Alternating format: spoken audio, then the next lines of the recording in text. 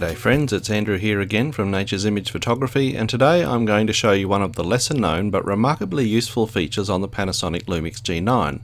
It could make a big difference to your success rate.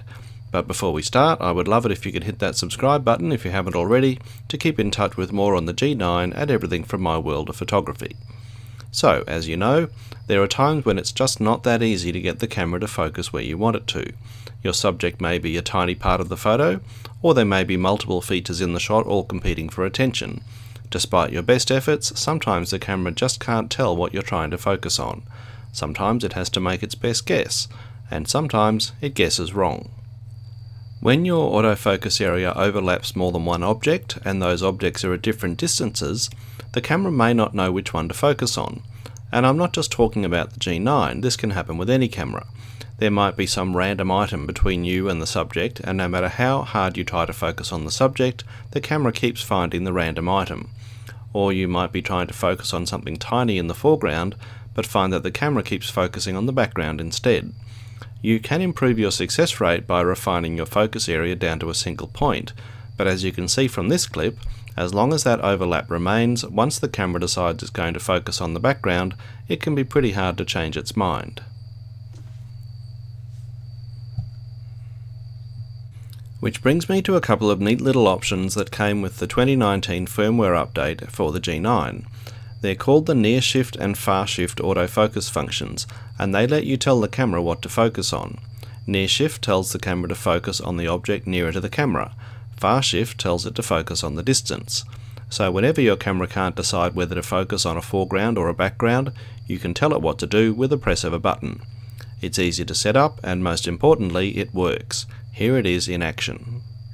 I start out focused on the foreground, and then far shift, near shift, far shift, near shift, far shift, near shift. Like I said, it works.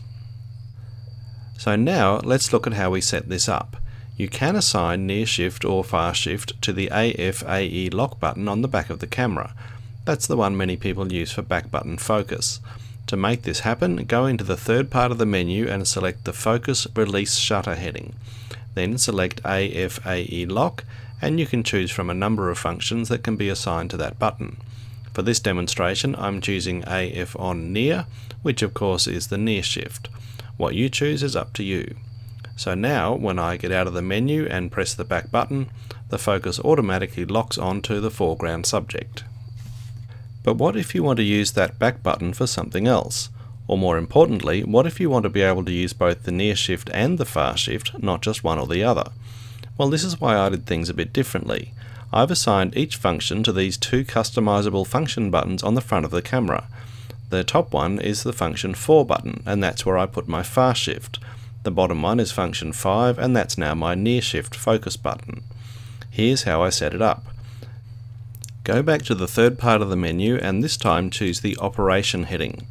Click on Function Button Set, and then you have to choose between setting functions for recording or playback. Choose Setting in Record Mode, and now you'll be able to choose the button you want to use. I've selected FN4, and you can see as I scroll down there's actually a pretty huge array of options that can be assigned. But as I said, I've chosen the Far Shift Focus option for my FN4. For FN5, I've chosen near shift. So now those two features are enabled, and I can go back to shooting. You won't be able to see what my fingers are doing on the front of the camera, but you will be able to see the results as I press those two buttons. We start out with the focus in the distance, and then near shift, far shift, near shift, far shift, near shift, far shift. And of course, I could go on all day or until my battery runs out. Now for one last example to show you just how much difference this really makes. This is going to be a photograph of a bird, or at least it would be if it wasn't for that branch in the way. When I click on far shift, the focus goes straight to the bird, and it happens so quickly the problem is solved long before the bird swims out of the photo. And that's my look at the near shift and far shift focus options on the Lumix G9. If you find focusing a challenge and you haven't discovered this feature yet, I highly recommend giving it a try. Before you go, don't forget to subscribe.